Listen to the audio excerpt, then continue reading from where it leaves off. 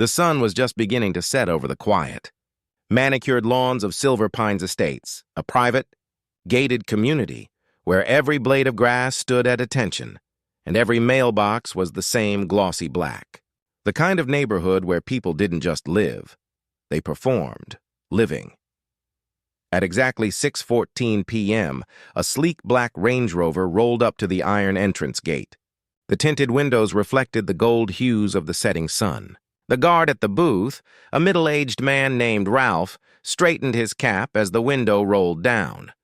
"Evening," the driver greeted with a polite smile. "I'm Marcus Hayes, house number 31. Ralph froze. He had seen the man before, on TV, in magazines, on the cover of Forbes even. Marcus Hayes, billionaire tech CEO, philanthropist, investor. The man who had turned a garage startup into one of the fastest-growing software empires in Silicon Valley. But what was he doing here, in person, in a hoodie and jeans, driving himself instead of being chauffeured? "Oh, of course, sir," Ralph stammered, flipping open the registry tablet. "It's just, we weren't expecting—" "No problem," Marcus said, his smile calm. "I like to drop by unannounced sometimes. I've been traveling for a few weeks, but this is still my home." Ralph nodded quickly, entering the code. The massive iron gate slid open with a slow, metallic groan. The Range Rover glided in. Inside the vehicle, Marcus exhaled quietly, gripping the steering wheel tighter. 2 weeks. 2 full weeks away, and now something in his gut told him things weren't quite right. He turned onto Cypress Lane, the street lined with identical million-dollar mansions, white columns, stone driveways, and gardens trimmed like art pieces.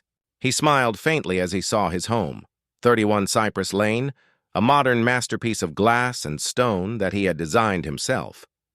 It had taken him 6 years of work to buy it. Years of sacrifice, coding through the night, eating noodles while pitching to investors who didn't believe a black man from South Atlanta could build something world-changing. This was supposed to be his safe place, his triumph. But as he turned into his driveway, his smile faded. The lights were on, not the automatic porch lights, inside lights.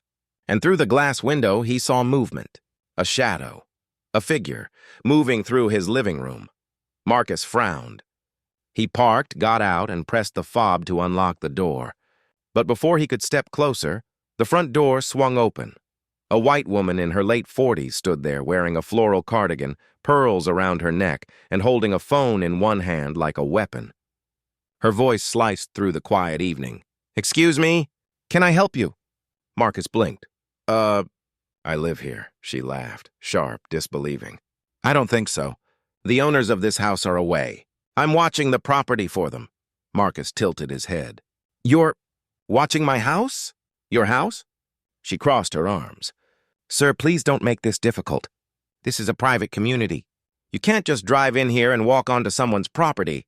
Marcus looked past her, and his blood ran cold. His family portraits were gone. The artwork he'd commissioned, gone. And in their place, furniture that wasn't his. She'd changed everything. He spoke slowly. "Ma'am, I think there's a misunderstanding. This is 31 Cypress Lane. The house is under Marcus Hayes. That's me." The woman scoffed. "Oh, please. Do I look like I was born yesterday? Marcus Hayes is out of the country. Everyone here knows that. You're trespassing, and if you don't leave this instant, I'll call the police." Marcus stepped forward, calm but firm. "Call them." "I'll wait right here." Her lips twitched. "Oh, I will." She disappeared inside, phone pressed to her ear. Marcus exhaled slowly, staring at the sky as the first flash of red and blue reflected off the glass windows of his own mansion. 10 minutes later, 2 police cars pulled up, sirens off but lights spinning. Officer Daniels, tall and heavyset, stepped out first. Behind him, Officer Rivera, younger and quiet, followed. The woman, Karen Whitmore, ran out dramatically, her voice trembling. "That's him! That's the man! He broke in. He's been circling the house." Marcus stood calmly by his car, hands in his pockets. "Sir," Officer Daniels called out. "Step away from the vehicle, please." Marcus turned slowly. "Officers, glad you're here. I'm Marcus Hayes, homeowner. This woman appears to be trespassing in my residence." Daniels exchanged a look with Rivera. "Do you have ID, Mr. Hayes?" Marcus handed him his wallet. Daniels frowned at the ID, then at the name. His eyes widened slightly. "You're that Marcus Hayes?" "Yes, and this is my home." Before the officer could respond, Karen interrupted, hysterical. "Don't fall for it! He's pretending to be Marcus Hayes. Look at his clothes. Does that look like a billionaire? He's been casing the neighborhood for days." "I've seen him." Marcus's jaw clenched. He took a deep breath, trying to keep his voice steady. "I've been out of the country on business. 2 weeks, and now I returned to find a stranger living in my home." Daniels looked between them, uncertain. "We'll need to verify that, sir." Karen crossed her arms triumphantly. "Oh, I can help with that. The HOA president knows me. I'm Karen Whitmore. I manage property security for half this neighborhood. Call him." Marcus's eyes narrowed. "Call him indeed." Daniels nodded, stepping aside to make the call. Marcus turned toward Karen, his voice dropping. "How long have you been living here?" Karen smirked. "Long enough to clean up after the last owner. This place needed a woman's touch." Marcus's heart pounded. He didn't know whether to laugh or scream. This woman had moved in, changed his furniture, called the police on him. Daniels hung up the phone and looked confused. "Mr. Hayes," the HOA president said, "you do, in fact, own this property." Karen's expression faltered. "That's impossible." Marcus stepped forward slightly, eyes cold. "Oh, it's possible. You've been living in my house," Karen stammered. "There must be some mistake. I was told—" "You were told what?" Marcus's voice cut like steel. "That a man like me couldn't possibly live here?" She opened her mouth, but no words came out. Daniels turned to her. "Ma'am, we're going to need you to step inside for a moment while we confirm everything." Karen's voice rose. "Wait, this is harassment. I've been protecting this house." "You can't just—" Rivera interjected quietly. "Ma'am, please." Marcus leaned against his car, watching her being gently escorted to the porch. For the first time, a sense of power returned to his chest, but it was tangled with anger. He'd worked his whole life for this home, this respect, this peace. And in 10 minutes, one accusation had almost taken it away. Daniels came back, speaking softly. "Mr. Hayes, we're sorry about this." "Looks like she broke in about 2 weeks ago. Claimed to be part of the HOA's maintenance program. We'll have her out of here tonight." Marcus nodded. "Thank you, officer. I'll cooperate fully. I just want her out of my home." As they walked away, Karen's voice shrieked from the porch. "You think this is over?" "You people always play the victim." "I'll call the board. I know people." Marcus stopped in his driveway, eyes burning but expression calm. "You do that," he said quietly. "Because I am the board." The officers froze. Karen's face went white. Marcus turned and walked inside his home, closing the door behind him. Inside, silence. The smell of lavender air freshener. Not his. Pictures of her dog, her friends. His possessions boxed up neatly in the corner as if he were the intruder. He ran a hand along the dining table, her plates, her flowers, her teacup still steaming. For a moment, he just stood there. Then his eyes landed on a stack of papers on the kitchen counter. Mail addressed to Karen Whitmore, resident, 31 Cypress Lane. He picked up one letter, HOA correspondence. His company's name printed at the top of the letterhead. He laughed bitterly. She'd been stealing his mail. His phone buzzed. It was Tasha, his younger sister. "Marcus, you made it home safe?" He hesitated. "Yeah, but you won't believe what's happened." "What?" "There's a woman living in my house." Silence. Then, "You're joking." "I wish I was." "Marcus, call your lawyer." "I already did." "But this isn't just about a break-in, Tasha." He walked through the hall, staring at the stripped walls. "It's about how easy it was for someone to believe I didn't belong. Even when I built everything here," Tasha's voice softened. "You always said success doesn't protect you from prejudice." "Yeah," he murmured, "but I didn't think I'd see it in my own home." He hung up, standing in the darkened living room, fists tightening. Then, from the corner of his eye, a flicker of motion. He turned. There, half hidden behind the couch, was a small security camera with a blinking red light. Marcus stared. He hadn't installed that. He leaned in closer. The camera's lens was still warm, recording. He followed the cable along the wall. Into the basement door, he pushed it open. Darkness. He descended slowly, each creak of the stair echoing louder than the last. At the bottom, his heart froze. Rows of monitors glowed faintly. Dozens of video feeds, showing every room in his house. Someone had been watching him. Karen hadn't just moved in. She had been spying. Marcus's voice dropped to a whisper. "Oh, it's bigger than I thought." And just as he reached to unplug the monitors, a voice behind him said, "I wouldn't do that if I were you." He spun around. The beam of a flashlight hit his face. It wasn't the police. It was another man, in an HOA security uniform, holding something behind his back. Marcus's pulse raced. "Who the hell are you?" The man smirked. "Let's just say, Karen isn't the only one living here." The flashlight beam trembled against the concrete wall as Marcus squinted, trying to make out the face of the man standing at the bottom of his basement stairs. The stranger was tall, mid-40s, wearing a dark HOA security jacket. The badge read, D. Miller, Compliance Officer. His voice was low, controlled, too calm for a man caught trespassing. Marcus straightened slowly. "I'm going to give you one chance to explain why you're in my house," Miller smirked. "You shouldn't be here, Mr. Hayes." Marcus's jaw tightened. "This is my home." Not anymore. The words hit him like a slap. Marcus stepped closer, keeping his tone level. "What do you mean?" Miller gestured toward the bank of glowing monitors. "You left for 2 weeks. That's all it takes in Silver Pines. The HOA doesn't like unoccupied homes. The board authorized temporary guardianship until we verified ownership." Karen volunteered. "We took precautions." Marcus's eyes narrowed. "Precautions? You mean breaking and entering, installing cameras, erasing my presence?" Miller shrugged. "The neighborhood has a reputation to protect." Marcus's stomach turned. He'd heard whispers before, stories of discrimination dressed up as policy enforcement. But he'd never imagined it would reach this level, organized, invasive, deliberate. He pointed to the monitors. "Turn them off." Miller didn't move. "Not until I get a call from the board." Marcus stepped closer. "Call them then." Miller's hand tightened behind his back. The glint of metal caught the light. Marcus froze. It wasn't a gun. It was a taser. "Step back," Miller said.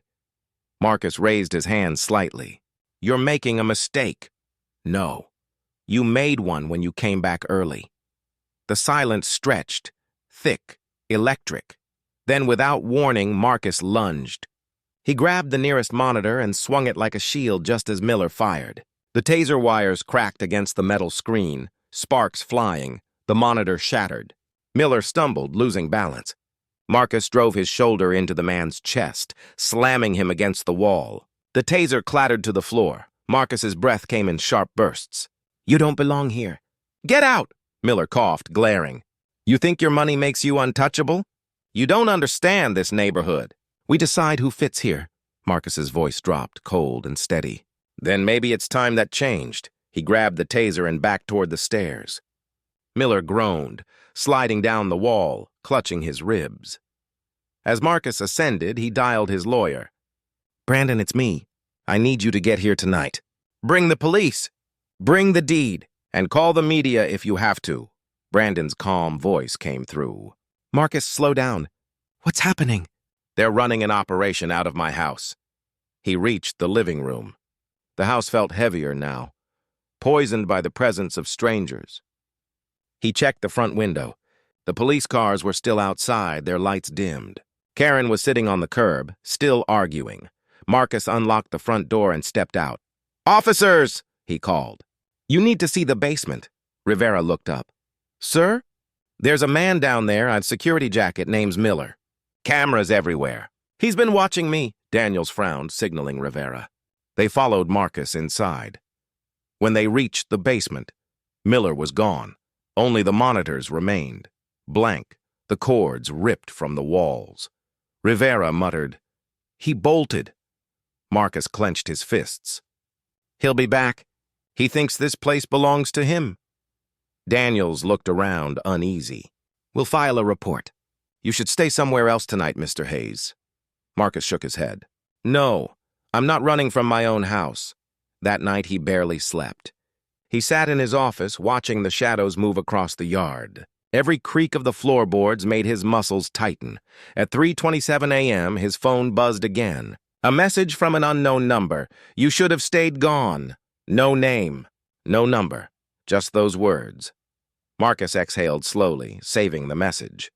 He knew better than to panic. Fear was how they controlled people like him. The next morning, he stood on his front porch, looking out at the perfectly polished street. Neighbors jogged by, pretending not to notice him. Curtains shifted slightly in nearby windows. The HOA newsletter had already arrived on his doorstep. "Welcome back, homeowners," printed in cursive gold. He tore it open. Inside, a letter. "Dear Mr. Hayes, due to your recent absence and the disturbances caused upon your return, the Silver Pines HOA will be reviewing your property rights and compliance status. We reserve the right to suspend community privileges until further notice. Sincerely, the board." He laughed bitterly. "Suspend my privileges? From my own house?" He grabbed his car keys. "No," he muttered. "We're not doing this quietly." The Silver Pines HOA office was nestled near the community clubhouse. Glass walls, white trim, and a fake warmth that masked the rot beneath. Marcus walked in wearing a tailored charcoal suit, every inch the CEO the world knew him as. Heads turned. Conversations stopped. At the reception desk, a young clerk looked up nervously. "Good morning, sir. Do you have an appointment?" "No," Marcus said. "But the board will see me." He strode past her before she could respond. In the conference room, 3 people sat behind a long glass table. Richard Avery, the smug HOA president. Lisa Monroe, vice chair.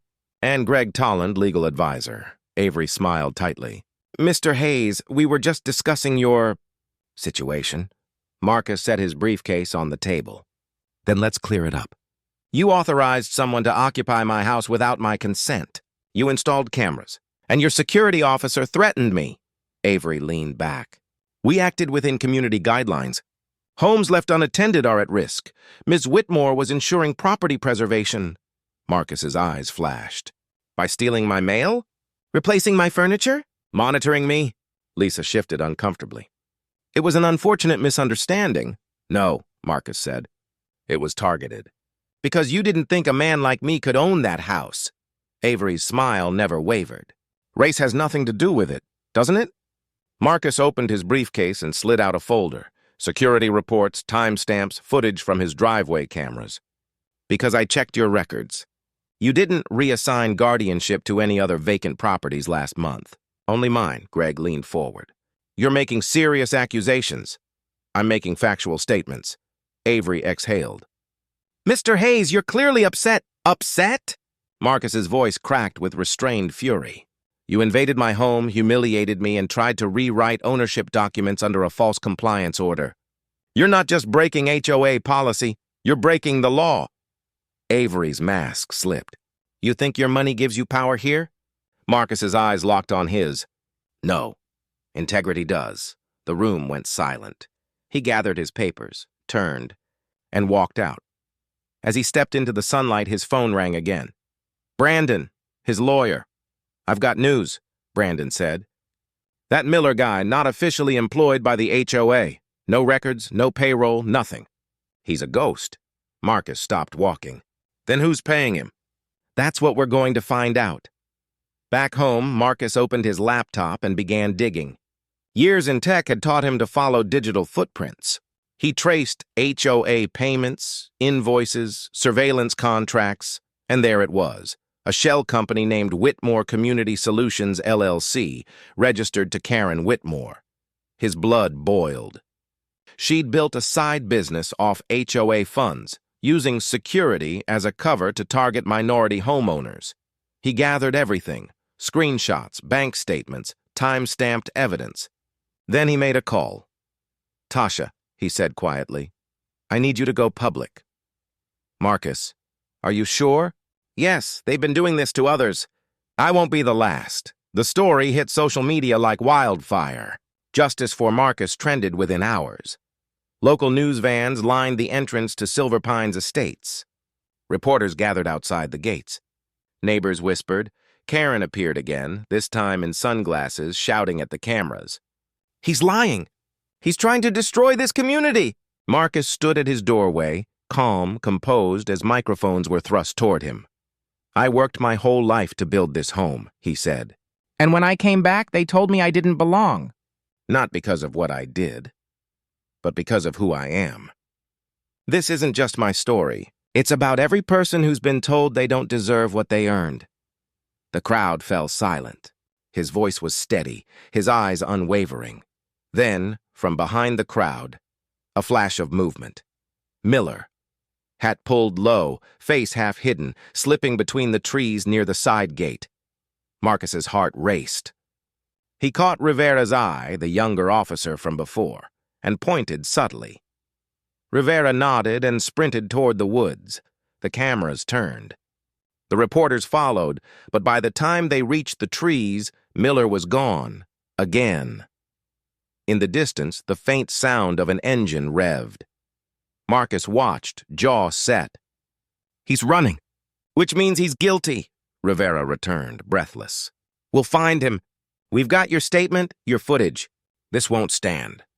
Marcus looked at the house behind him, his home, a place that now felt like both a battlefield and a symbol. He knew this wasn't over. Not by a long shot, because Karen wasn't acting alone. And Miller wasn't just some rogue guard. This was bigger, systemic, organized, and Marcus Hayes was about to tear it all down, piece by piece. The morning sun rose over Silver Pines Estates, but for the first time, the neighborhood didn't look peaceful, it looked nervous. Reporters still lingered by the gates, drones hovered overhead, and police cruisers idled on the street. The perfect facade of suburban harmony was cracking.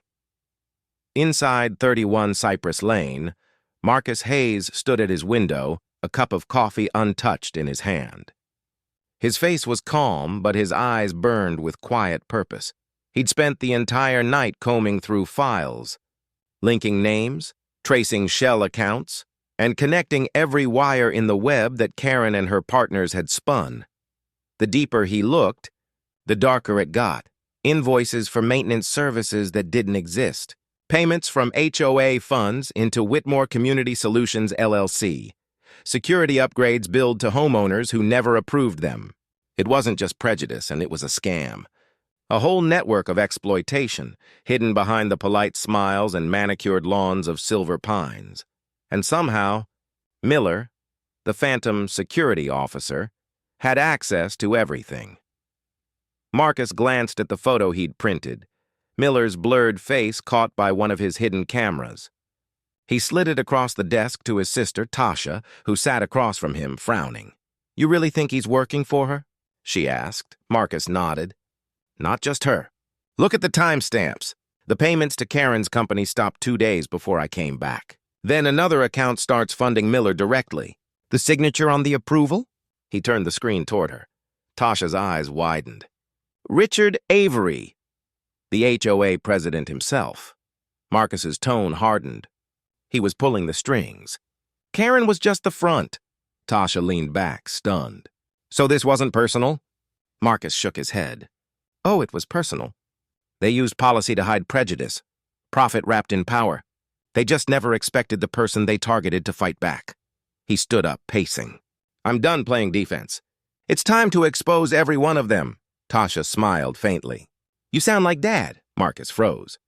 "Dad?" She nodded. "Remember what he told us when you got rejected from your first investor pitch? When they don't see your worth, show them your work. You've always fought smarter." Marcus exhaled, the tension in his shoulders easing slightly. "Then let's fight smart." Later that afternoon, Marcus stood before a sea of cameras outside his mansion. He wasn't wearing his CEO suit this time, just a simple black sweater and jeans. He didn't need the armor. His words would do the work. 2 weeks ago, he began, I came home to find strangers living in my house. They called the police on me. They tried to erase my name from my own deed, and they did it under the authority of the Silver Pines Homeowners Association. Murmurs rippled through the crowd. He held up a folder. But here's what they didn't expect. I keep records. Every invoice, every contract, every camera feed. Flashes exploded from the cameras.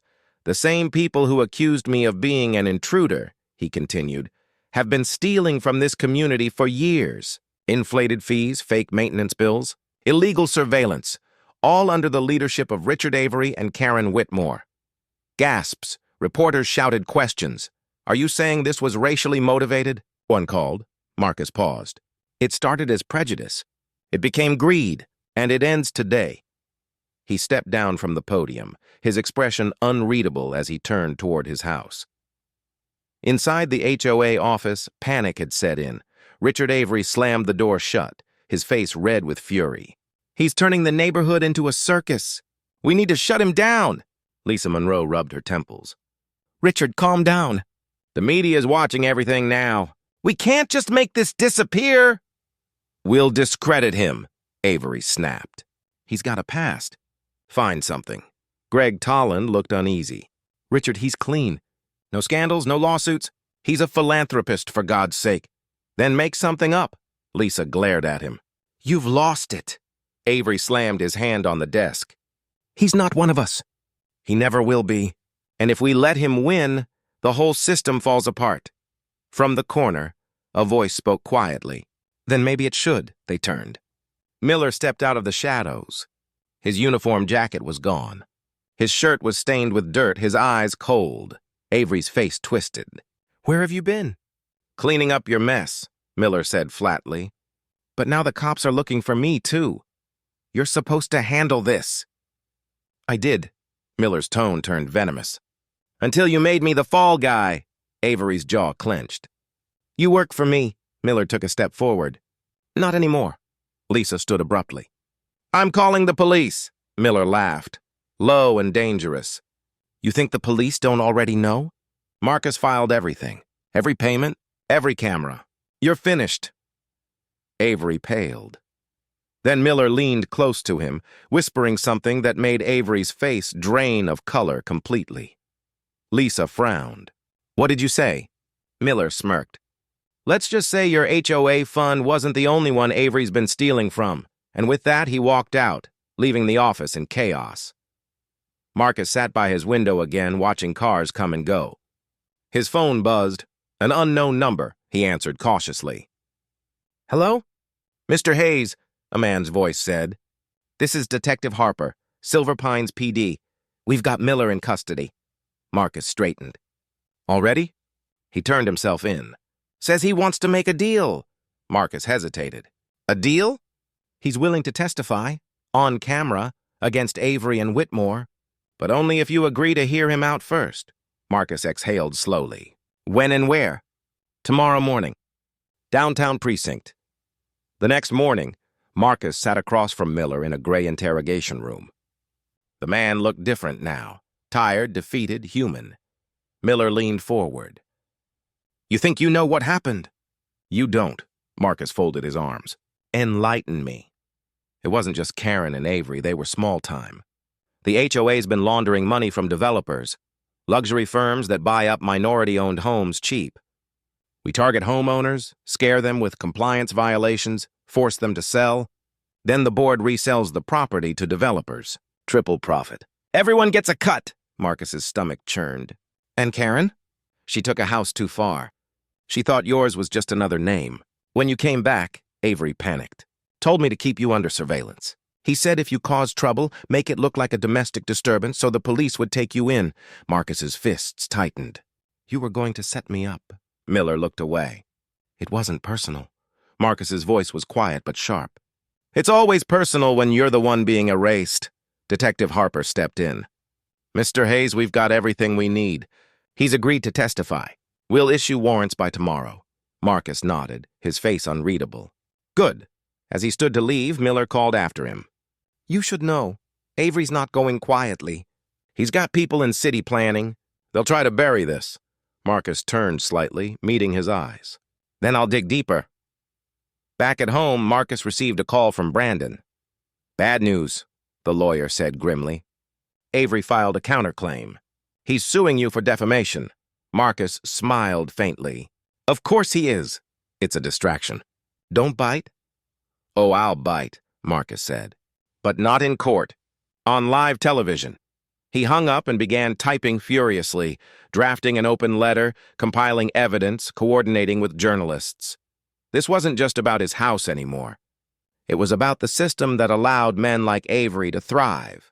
Unchecked, untouchable, until someone forced them into the light. By midnight, the story was everywhere. Billionaire tech CEO exposes HOA corruption ring, systemic racism alleged. 2 days later, Marcus received an invitation, an emergency community meeting at the Silver Pines clubhouse.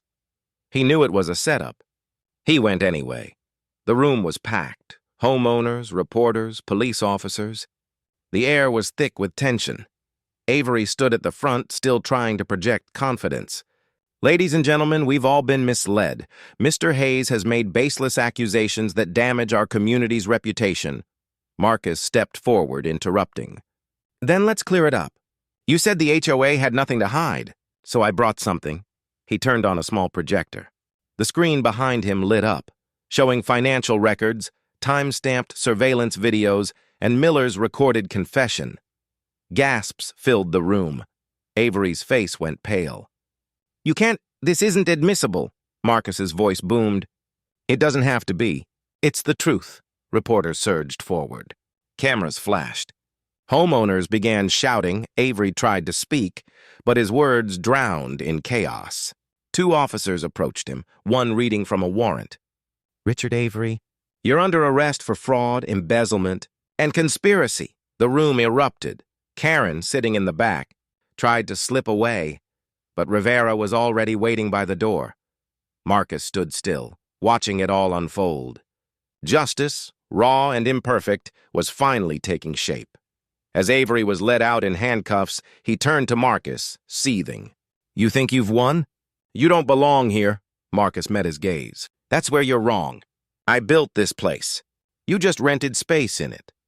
That night, the neighborhood was quiet again, but this time the silence wasn't oppressive. It was earned.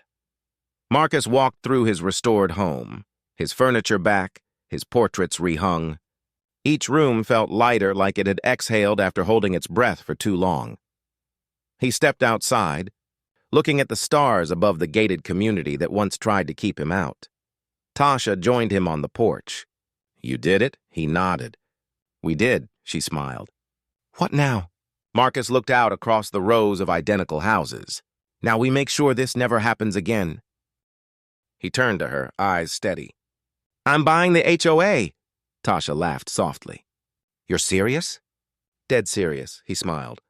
"If they thought I didn't belong, then I'll make sure everyone belongs. No more gates, no more walls. Just fairness." In the distance, a police siren wailed faintly, not in warning, but as a reminder of what had been overcome. Marcus watched the lights fade into the night. A quiet pride in his chest. He'd fought prejudice, greed and fear, and won not with anger, but with truth.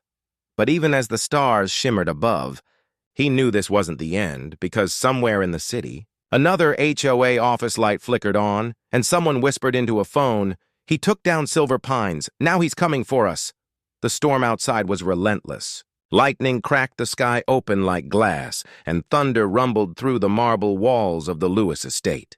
Inside, tension thickened the air even more than the humidity. Ethan Lewis stood by the floor-to-ceiling windows, watching the rain cascade down the glass like tears. He hadn't slept in 2 days. His eyes were heavy, his jaw tight, his hands trembling, not from fear but from fury. The world now knew everything. The video had gone viral. The hashtags were everywhere. Justice for Ethan, Hokerin, he owns the mansion. But justice? That was still pending. Karen and her husband Douglas had lawyered up fast. Their attorney, a slick man in a tailored Navy suit, had gone on every morning show claiming misunderstanding, emotional distress, and racial miscommunication. Miscommunication. Ethan nearly laughed at the absurdity. They lived in his home for 2 weeks. They called the cops on him, the owner, and had the audacity to say it was a mix-up. Ethan's lawyer, Danielle Brooks, a sharp, fearless woman in her 30s, entered the room holding her laptop. Her expression was grim. "Ethan," she said softly, "you need to see this." He turned, rubbing his temples. "Another interview?" "Worse." She placed the laptop on the table and hit play, on screen. A TV host from Real Talk morning show leaned toward the camera, her tone condescending. "So, apparently, the wealthy black entrepreneur Ethan Lewis," she air-quoted, "claims ownership of the property, but records show temporary occupancy confusion between him and the HOA board. Sources say Karen and Douglas were invited guests during a renovation period." Ethan's hands clenched. "Invited guests?" he muttered, disbelief etched across his face. Danielle's voice was tight. "They're spinning the narrative. The HOA president's niece runs that channel. They're trying to control the public perception." "And what about the police report? The security footage, my deed? Oh, we have all that.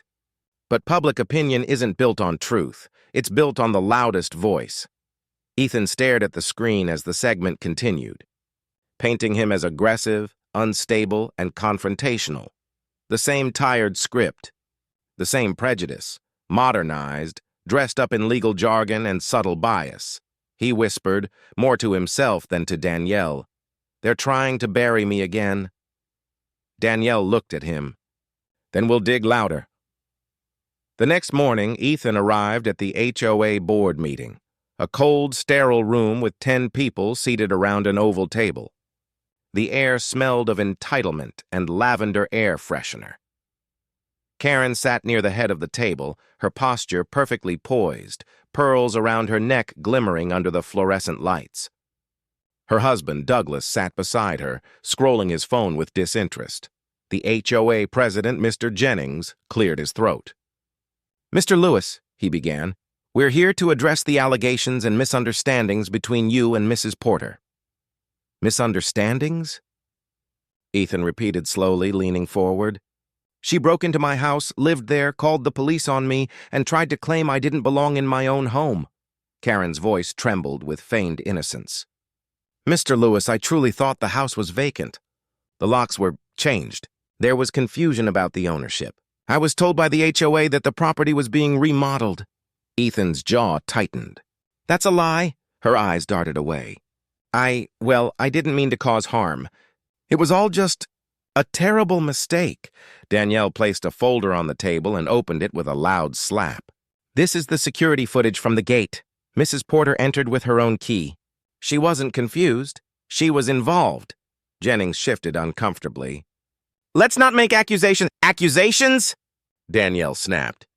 "This man was arrested outside his own home because of her lies." Karen flinched but recovered quickly. "I was just following the HOA's instructions. Maybe if Mr. Lewis hadn't been so confrontational, things wouldn't have escalated." Ethan stood up, eyes blazing. "Confrontational? You mean breathing while black in my own driveway?" The room went silent. The air conditioner hummed in the background. For a moment, no one spoke. Then Mr. Jennings coughed. "Mr. Lewis, please, let's keep this civil. We're trying to find a peaceful resolution." Ethan laughed bitterly. "Peaceful? You let her move into my house. You let her call the police on me. You all saw the footage, and you still protected her." Karen's mask cracked for a split second. Her tone hardened. "You're playing the victim, Ethan. You're turning this into something it isn't. Maybe you're trying to get attention. Maybe—" Danielle slammed her hand on the table. "Enough." The room froze. Danielle's voice was calm but cutting. "You're not just a liar, Mrs. Porter. You're a symbol of everything wrong with this system. You used your privilege like a weapon, and you thought no one would call you out. But he will."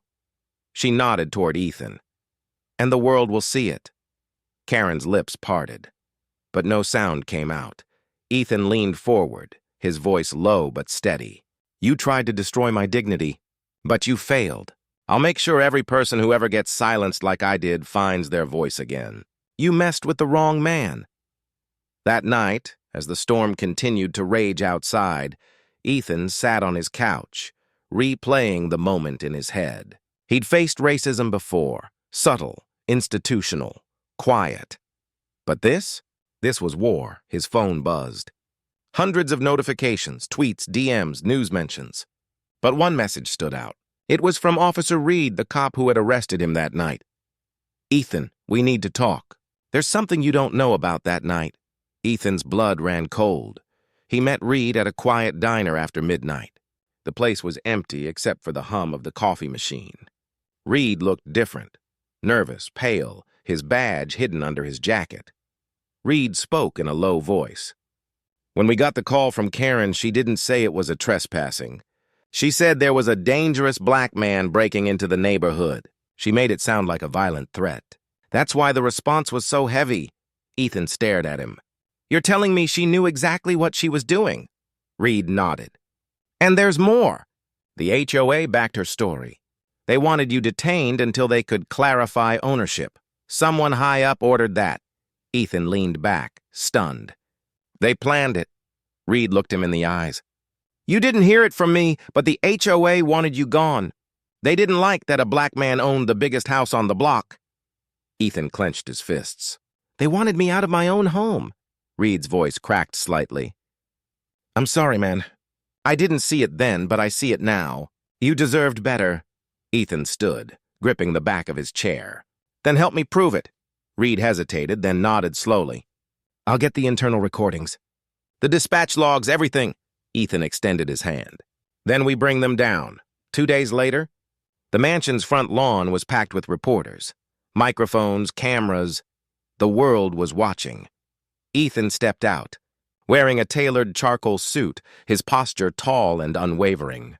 Danielle stood beside him. The air was thick with tension.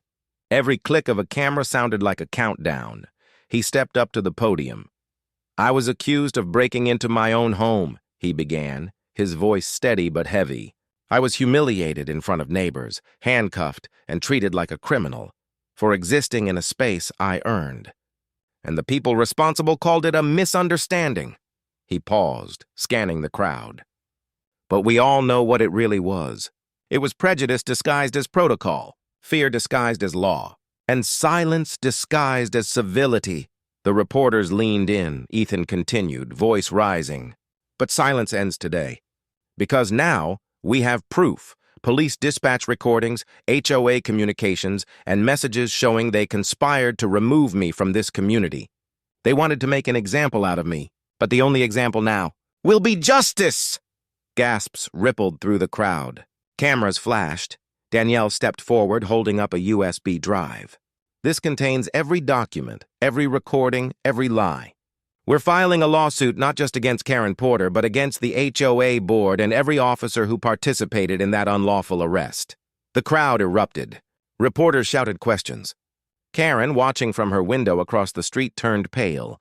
Ethan finished quietly, but powerfully. "You can call the cops on me. You can lie about me, but you will never take my peace, my dignity, or my home again." Thunder roared in the distance. It felt poetic, as if the storm itself was applauding, but justice never comes easy. The next morning, Ethan's company emails were flooded with anonymous threats. Investors pulled out. News outlets ran smear pieces calling him unstable and race-baiting. Danielle stormed into his office. "They're trying to destroy your reputation before the case hits court." Ethan stared out the window. "Then let them try. Because I'm not fighting for PR, I'm fighting for truth." She nodded, eyes blazing. "Then we hit back harder." Later that night, as Ethan returned home, a car sat idling outside his gate. He walked toward it cautiously. The window rolled down. Karen sat inside, her face shadowed, mascara smudged. "Ethan," she whispered, voice trembling. "You don't know everything." He froze. "What are you talking about?" Her eyes darted nervously. "You think I acted alone, but there's someone bigger behind this. Someone who wanted you gone more than I did." "Who?" Ethan demanded. She hesitated, tears forming in her eyes. "If I tell you, they'll destroy me." Lightning flashed. The car sped off into the storm, leaving Ethan standing in the rain, heart pounding. He whispered into the night, "Who are you afraid of, Karen?" The thunder answered, echoing through the dark sky, and the fight for truth was far from over. The rain had stopped by morning, but the silence it left behind was heavier than thunder. Ethan Lewis stood at the edge of his driveway, staring at the empty street where Karen's car had disappeared just hours before. Something about her words replayed in his mind like a broken record. You don't know. Everything. They'll destroy me. He had thought the storm was over, but now he realized it had only shifted, underground, quieter, and far more dangerous. Ethan sat in his office, blinds half drawn, staring at the wall of news clippings. His story had taken over national media. Half the country saw him as a hero. The other half saw him as a troublemaker. He didn't care about the noise anymore. He cared about truth. Danielle entered, her heels tapping sharply on the hardwood floor. "Court date's been set," she said. 2 weeks. Good, Ethan murmured. "But something's off," Danielle frowned. "You mean Karen?" He nodded slowly. "She's scared. Genuinely scared. Not just of the lawsuit, of someone bigger." Danielle crossed her arms. "Maybe she's bluffing to manipulate you." "Maybe." Ethan's tone darkened. "Or maybe she's warning me." Just then, his phone buzzed. An anonymous text lit up the screen. "You're digging too deep, Mr. Lewis. Drop the case or you'll regret it." Danielle saw it and froze. "We need to report that," Ethan exhaled slowly.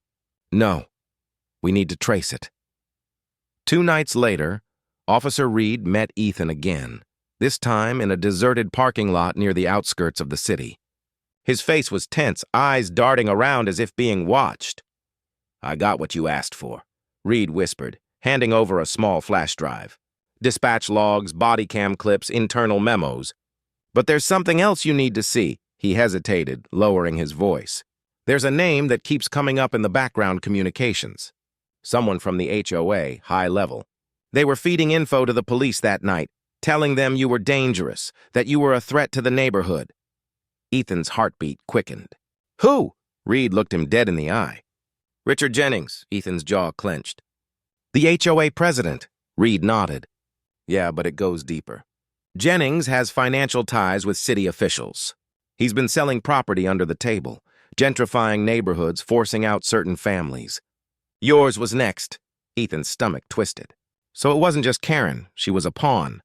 Reed nodded again.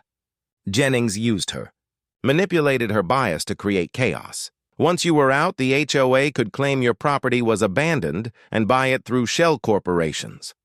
Ethan stared at the flash drive, realization dawning. "This isn't just racism. It's corruption."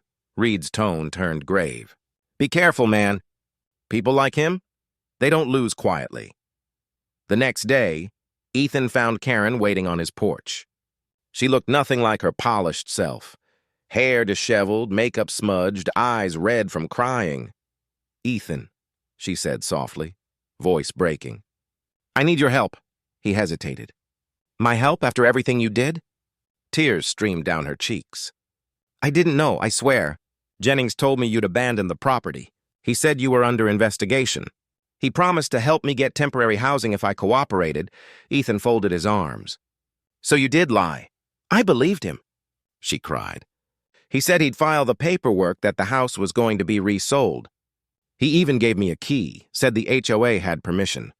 I was stupid. I wanted to believe him because I didn't want someone like you." She stopped herself, realizing what she'd said. Ethan's voice cut cold. "Someone like me?" Karen swallowed hard. I mean successful, rich, powerful. I told myself it was unfair that you had what we didn't. But Jennings used that. He used my resentment." She looked away ashamed. "He said you wouldn't fight back, that you'd get scared and leave quietly." Ethan shook his head. "He underestimated me." Karen stepped closer. "Jennings is planning something before the court date. He doesn't want the evidence going public. I heard him talking to someone on the phone. He said, it all burns before the hearing." Ethan's chest tightened. "He's going to destroy the evidence." She nodded, trembling. "And if you get in his way, he'll destroy you too." That night, Ethan and Danielle met at her office downtown. The flash drive was plugged into a laptop, its screen filled with time-stamped audio files and official memos. "Look at this," Danielle said, clicking play. Jennings's voice filled the room. Make sure the report frames Lewis as hostile. Use the word threatening. We need grounds for removal. Ethan's fists clenched as Danielle scrolled further. Another recording. Jennings again. Once he's out, list the property as vacant. We'll process it under the renewal grant. Quietly, Danielle looked up. This is enough to bury him. Ethan shook his head. Not yet. We expose this too early, he'll spin it. We need to catch him in the act. Danielle frowned. How? Karen said he's going to destroy the files. That means he'll come for the originals. Which means... Ethan smiled grimly. We let him try. 2 nights later, Ethan's mansion was silent. The storm clouds had returned, thick, heavy, waiting. Danielle had set up cameras. Officer Reed was hidden nearby with 2 trusted colleagues. Karen reluctantly had agreed to help. She'd tipped Jennings off, pretending to panic and say Ethan was keeping something dangerous at home. The bait was set. At exactly 2:37 a.m., headlights appeared at the gate. A black SUV rolled in quietly. Jennings stepped out wearing gloves, his face half covered by a hood. He moved with the confidence of a man used to getting away with everything. Ethan watched from the shadows as Jennings broke into his office. He started rifling through drawers, pulling out folders, muttering under his breath. Where is it? Where is it? Suddenly, Ethan stepped out of the darkness. Looking for this? Jennings froze. Ethan held up the flash drive, gleaming in the dim light. Jennings's expression shifted from surprise to smugness. You're making a mistake, Mr. Lewis. You don't know who you're dealing with. Oh, I know exactly who I'm dealing with, Ethan replied coldly. A coward who hides behind rules and titles. A man who built his life off of intimidation and lies, Jennings smirked. You think people will believe you? You think anyone cares? You're a scandal now. I've already made sure your investors pulled out. Your reputation is done. Ethan stepped closer. Maybe. But the difference between you and me is, truth doesn't need a reputation to survive. At that moment, Officer Reed stepped in, his badge flashing. Put your hands up, Jennings. Jennings turned, eyes wide. You set me up? Ethan smiled faintly. No, you set yourself up. Danielle emerged from the corner, camera recording. Everything you said caught on tape. Every word! Jennings lunged toward the desk, trying to grab the flash drive. Reed tackled him to the floor. Paper scattered everywhere. Jennings shouted, You'll regret this! I have power. I own this city. Ethan looked down at him, voice calm but sharp as lightning. No, you just own fear. And tonight, fear went bankrupt. 2 weeks later, the courthouse buzzed with reporters and flashing lights.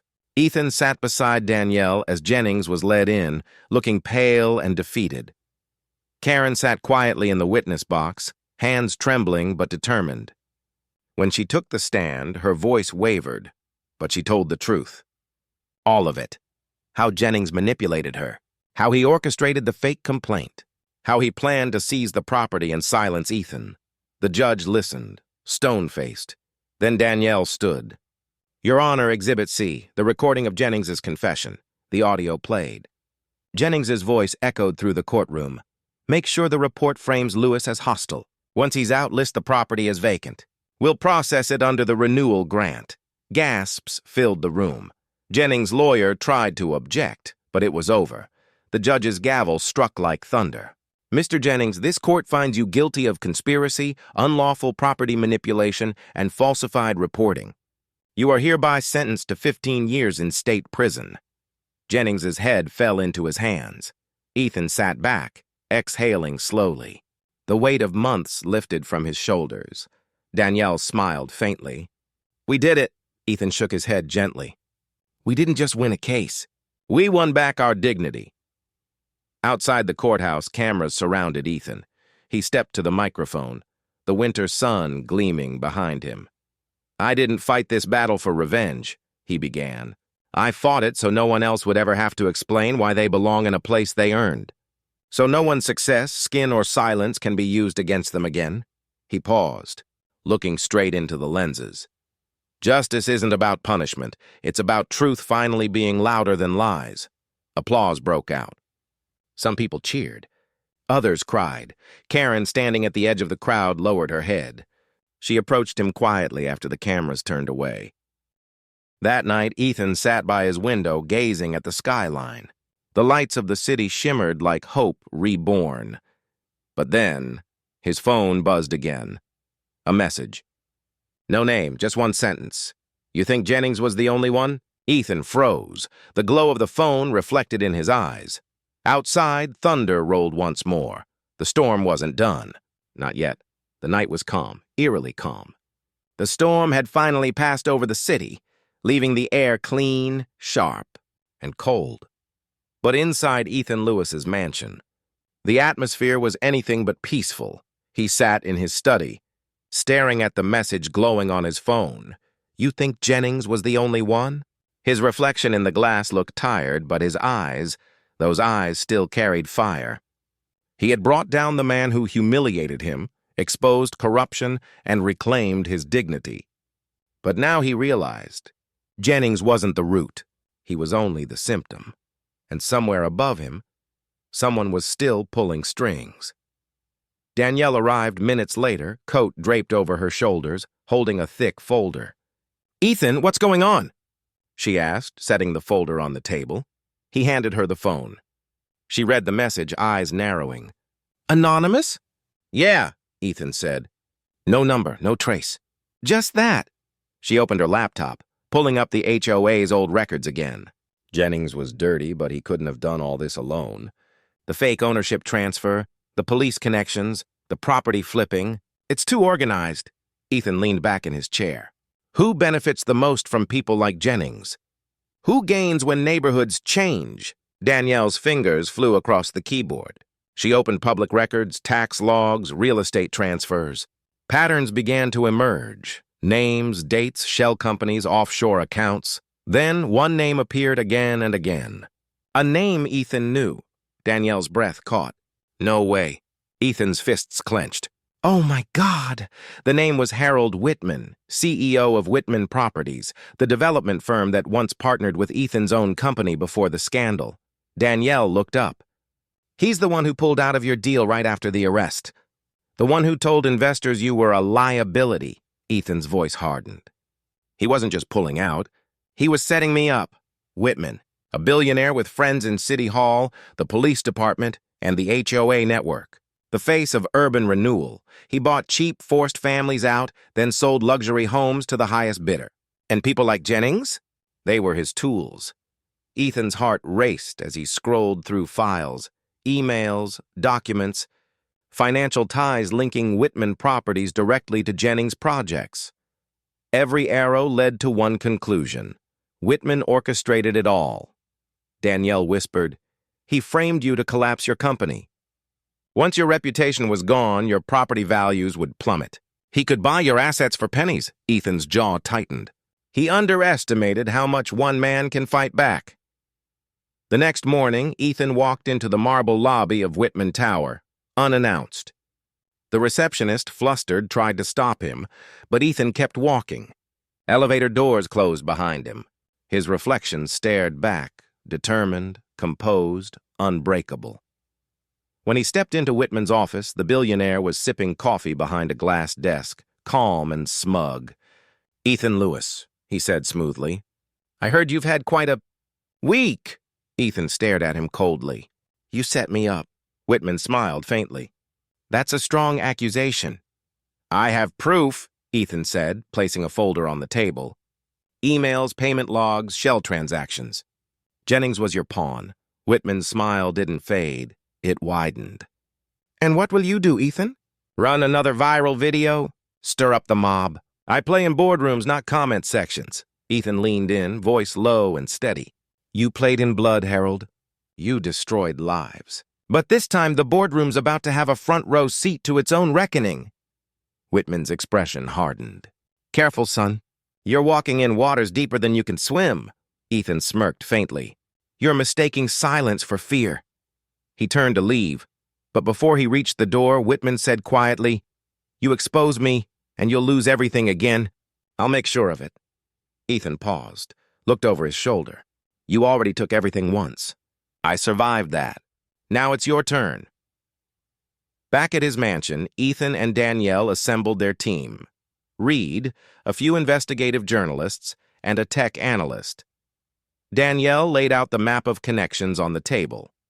This isn't just Whitman. It's a network. Developers, city officials, corrupt HOAs. They used racial bias as camouflage for economic greed. If we expose this, it won't just clear your name. It'll shake the entire city. Ethan nodded. Then we go public, all of it.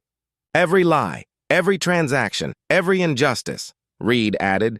We'll need the DA's support. Otherwise, they'll bury it under politics, Danielle smirked. Then we'll take it to the people first.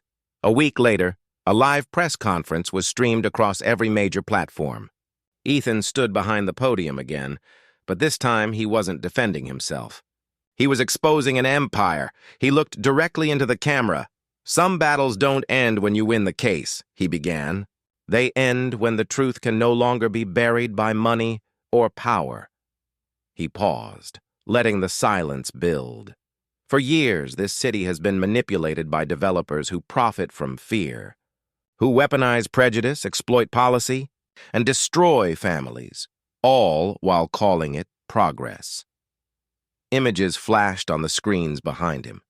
Jennings, police reports, HOA memos, financial logs, all connecting to Whitman properties. Harold Whitman, Ethan continued, used my arrest as a pawn in a much larger game to destroy my business, my name, and my home. But this isn't just about me. This is about every person who's ever been told they don't belong in a place they earned. The crowd erupted. Cameras flashed.